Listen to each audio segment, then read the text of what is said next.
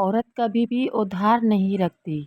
محبت، عزت، وفا، خوشی اور نفرت سب دگنا کر کے لوٹاتی ہے۔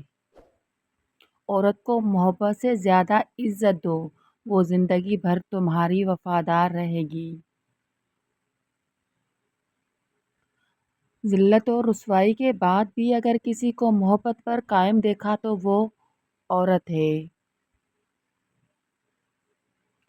عورت کسی غیر محرم کے ساتھ غلط راستے پہ تب چلتی ہے جب اس کے اپنے محرم رشتے اس کی قدر اور عزت نہیں کرتے۔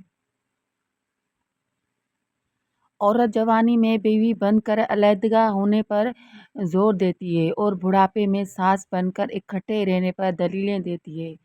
ایسا کیوں؟ محبت، احساس، تمیز اور حیا، ان چار صفات کے بغیر عورت ناقص ہے، کیونکہ یہ چار چیزیں عورت کا خاصہ ہے۔ عورت آسانی سے رنگوں کے درمیان فرق کر سکتی ہے، لہٰذا جب وہ آپ سے کہے کہ آپ بدل گئے ہیں تو اس سے بحث نہ کریں۔ بیٹیوں کا دکھ سمجھنا بہت مشکل ہے، ان کے لیے تو وہاں بھی جگہ نہیں رہتی جہاں یہ پیدا ہوتی ہیں۔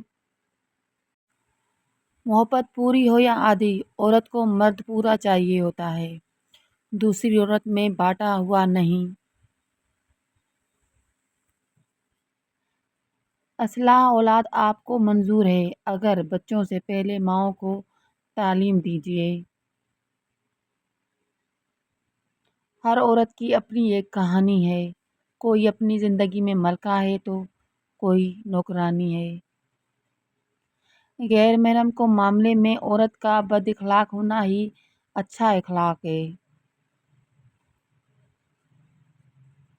عورت موم صرف اپنے پسند کے مرد کے لیے ہے، ورنہ اس جیسا پتھر کوئی نہیں۔